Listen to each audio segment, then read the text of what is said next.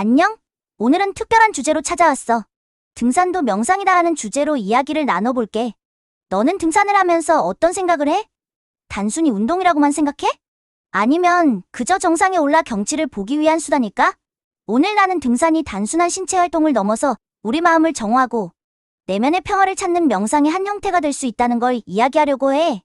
동양의 현인들은 오래전부터 산을 찾아 수행했어. 그들은 산에서 무엇을 찾았을까? 높은 고도에서 오는 신체적 고통? 아니면 정상에서 보는 경치? 그것도 있겠지만 그들이 진정으로 찾은 것은 내면의 평화와 자아의 발견이었을 거야. 오늘 우리는 등산을 통해 어떻게 명상적 체험을 할 수 있는지, 그리고 그것이 우리 일상에 어떤 변화를 가져올 수 있는지 함께 알아볼게. 등산과 명상은 얼핏 보기에 전혀 다른 활동처럼 보여. 하나는 역동적이고 육체적인 활동이고 다른 하나는 정적이고 정신적인 활동이니까. 하지만 이 두 활동은 놀라울 정도로 많은 공통점을 가지고 있어. 첫째, 둘 다 현재에 집중하는 활동이야. 등산을 할 때 너는 발 아래의 길, 주변의 자연, 그리고 자신의 호흡과 심장 박동에 집중하게 돼. 마치 명상에서 호흡에 집중하듯이 말이지. 둘째, 둘 다 일상의 잡념에서 벗어나는 시간을 제공해. 산에 오르면 도시의 소음, 일상의 스트레스, 끊임없는 알림 소리로부터 벗어나게 돼. 이것은 명상이 우리에게 주는 가장 큰 선물 중 하나이기도 해. 셋째, 둘 다 인내와 지속성을 요구해. 명상이 처음에는 어렵고 지루할 수 있듯이 등산도 처음에는 힘들고 고통스러울 수 있어. 하지만 꾸준히 하다 보면 둘 다 깊은 만족감과 평화를 가져다 주지. 넷째, 둘 다 자연과의 연결을 강화해. 명상은 종종 자연의 소리나 이미지를 활용하고 등산은 직접적으로 자연 속에 우리를 위치시켜. 자연과의 이 연결은 우리 정신 건강에 매우 중요해. 다섯째, 둘 다 자기 발견의 여정이야. 산을 오르면서 우리는 자신의 한계를 발견하고 때로는 그것을 넘어서기도 해. 명상을 통해 우리는 자신의 생각과 감정의 패턴을 발견하지. 이 자기 인식은 개인적 성장의 중요한 요소야. 등산 중에 명상적 상태를 경험하는 것은 생각보다 쉬워. 사실 너도 이미 경험했을 수도 있어. 그럼 어떻게 등산 중에 의식적으로 명상적 상태를 만들 수 있을까? 첫째, 호흡에 집중해봐. 등산은 자연스럽게 호흡을 의식하게 만들어. 특히 가파른 길을 오를 때는 더욱 그렇지. 이 호흡에 의식적으로 집중해봐.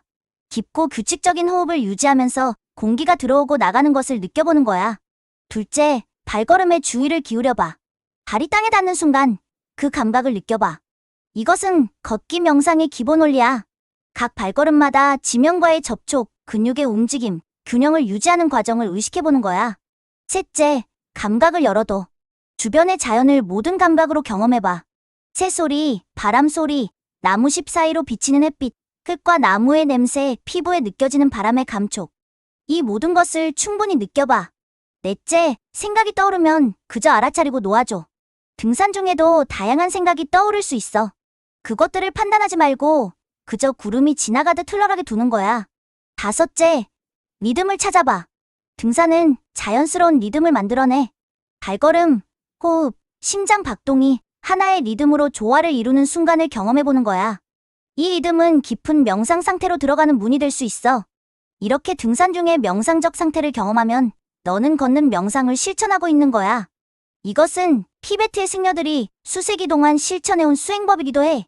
등산을 통한 명상적 경험은 우리 신체와 정신에 놀라운 효과를 가져와. 이제 그 효과들을 자세히 살펴볼게. 첫째, 스트레스 감소야. 산속의 깨끗한 공기를 마시고 자연 속에서 시간을 보내는 것만으로도 코르티솔이라는 스트레스, 호르몬의 수치가 현저히 낮아진다는 연구 결과가 있어.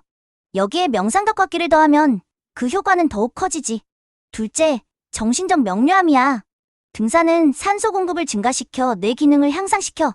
또한 자연 속에서의 명상은 불필요한 생각들을 정리하고 문제 해결 능력을 향상시키지. 많은 창조적 사고가 산책이나 등산 중에 떠오른다는 사실은 우연이 아니야. 셋째, 감정적 안정이야. 등산의 리듬과 자연과의 교감은 우리의 감정 상태를 안정시켜. 불안, 우울, 분노와 같은 부정적 감정들이 자연스럽게 해소되는 것을 경험할 수 있지. 넷째, 자기 효능감 증가야. 어려운 산길을 극복하고 정상에 도달하는 경험은 나도 할 수 있다는 자신감을 키워줘. 이 성취감은 일상의 도전들을 대하는 태도에도 긍정적인 영향을 미쳐.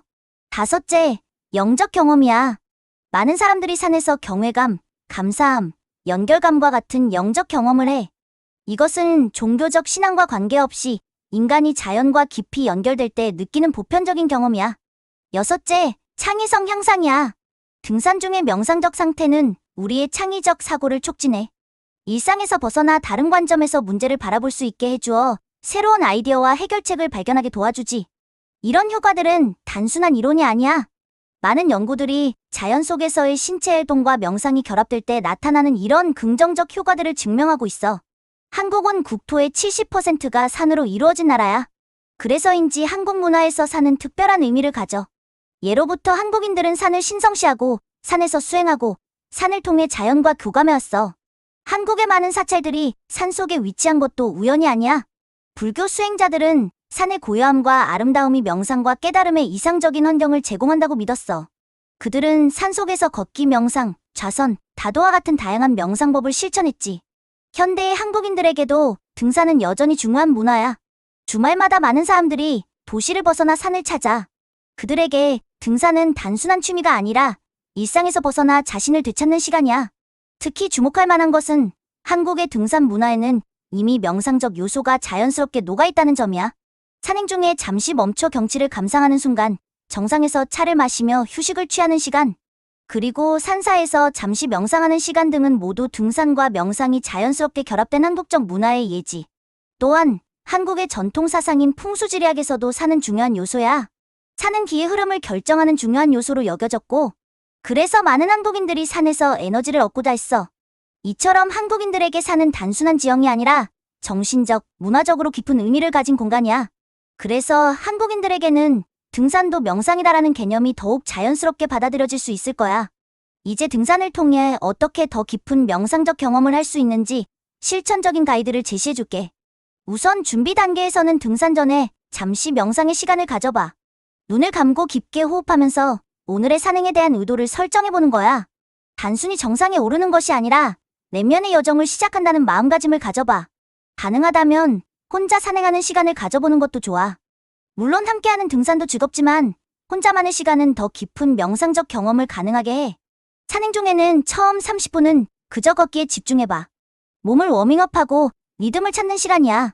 리듬이 형성되면 호흡과 발걸음을 동기화해봐.